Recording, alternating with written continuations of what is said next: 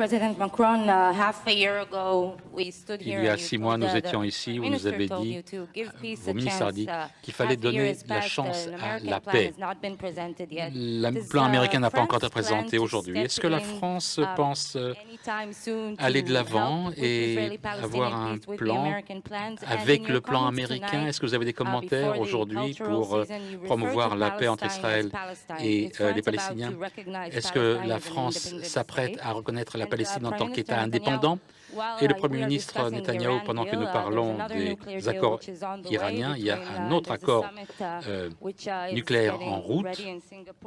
Il y a une autre rencontre qui doit se tenir à Singapour.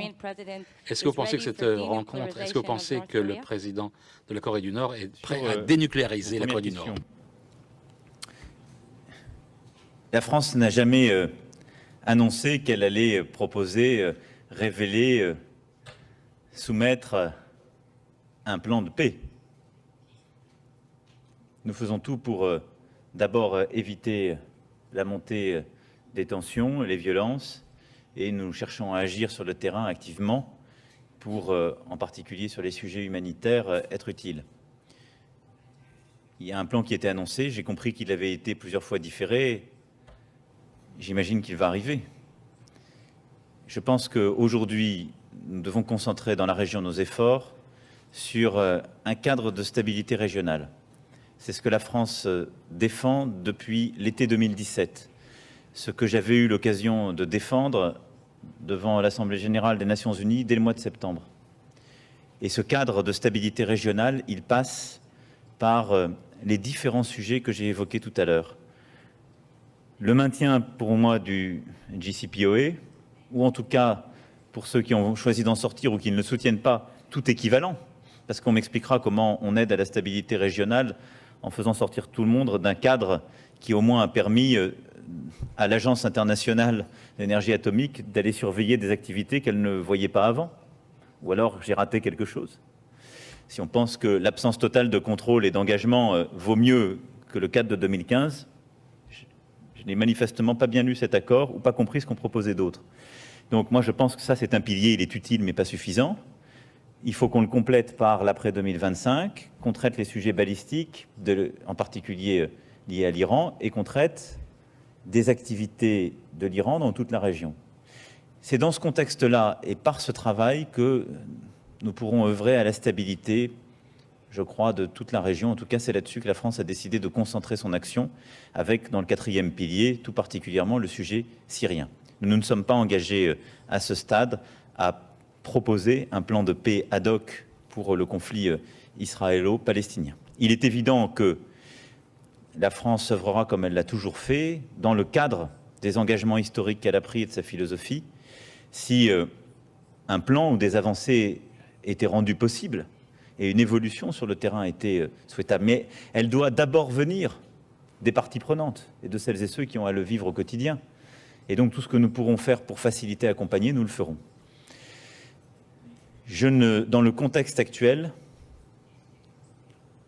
je l'ai rappelé il y a 6 mois, lors de la conférence que vous aviez évoquée, je peux vous le redire ici, nous n'avons pas la perspective de reconnaître officiellement la Palestine, parce que ce serait perçu ou vu comme une réaction à un autre acte unilatéral qui, à mes yeux, est une erreur, qui est l'acte américain consistant à faire de Jérusalem la capitale. L'expérience des dernières semaines a montré une chose: l'unilatéralisme irrespectueux des positions des autres crée la violence, qu'on le veuille ou non. Moi, je ne sais pas ce que vous avez retenu, mais quand on fête un tel événement et qu'il y a des gens qui meurent, je ne considère pas que ce soit une fête. Et ça n'a pas aidé à la paix. Je pourrais vous dire, moi je vais faire une réaction en retour, je vais faire une reconnaissance depuis Paris. Ça fera peut-être plaisir à quelques-uns, ça ne fera pas plaisir au Premier ministre Netanyahou.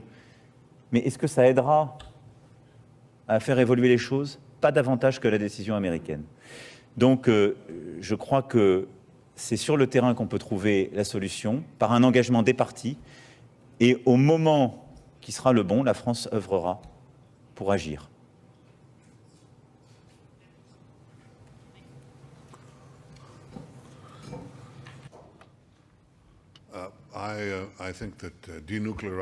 Je crois que dénucléariser un État me suffit. Je ne vais pas offrir des idées pour la visite à venir, mais bon, comment est-ce qu'on pourrait ne pas en discuter? Bien sûr, ça va affecter le monde entier. Il y a deux sources, en fait, deux États avec des armements nucléaires qui pourraient menacer la paix du monde. Le premier, c'est l'Iran, et l'autre, c'est la Corée du Nord. Nous espérons, nous souhaitons que le président Trump ait beaucoup de succès et arrive à la dénucléarisation de la Corée du Nord. Mais dénucléariser l'Iran, au-delà de cela, je ne dis pas des choses que vous ne connaissez pas. Je ne pense pas que l'accord qui avait été conclu, aurait réussi à le faire. En échange du non-enrichissement de l'uranium pour une bombe, vous allez pouvoir le faire pour 100 bombes dans quelques années. Moi, je ne pense pas que ce soit un bon accord. Et cet accord a donné à l'Iran un énorme trésor d'argent qu'ils n'ont pas utilisé pour développer l'Iran et pas pour le rendre plus modéré, parce que la tyrannie continue. Ils ont pris cet argent-là pour tenter de conquérir le Moyen-Orient. C'est ce qu'ils ont fait. Ils l'ont fait au Yémen, ils l'ont fait en Syrie et ailleurs, et au Liban, maintenant à Gaza. Donc, si l'accord était censé modérer l'Iran, il a fait exactement l'inverse. Il a donné à l'Iran l'argent pour construire cet empire. La raison pour laquelle c'est important, ce n'est pas simplement important pour nous, c'est important également pour la France et pour l'Europe. Parce que ce que l'Iran tente de faire en faisant transférer son armée vers la Syrie, c'est en fait de construire une armée en Syrie, une armée chiite commandée par l'Iran. 80 000 combattants de l'Afghanistan, du Pakistan, ils veulent les transférer en Syrie. Pas simplement pour attaquer Israël et finalement le détruire, comme ils l'ont dit ouvertement, mais aussi pour convertir les sunnites, 96% de sunnites en Syrie, pour convertir les sunnites au chiisme. Qu'est-ce que ça va faire? Ça va démarrer une nouvelle guerre civile qui produira encore plus de réfugiés. Et où vont-ils aller, ces réfugiés? Ils vont aller vers un seul endroit. Ils vont venir ici, ou en Allemagne, en Europe. Donc, en évitant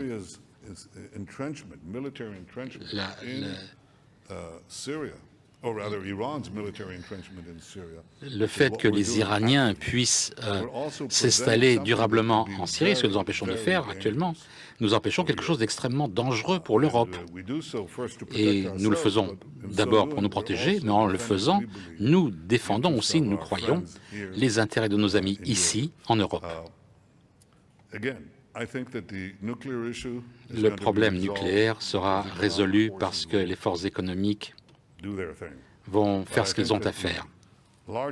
Mais le problème plus important, c'est comment bloquer l'agression iranienne.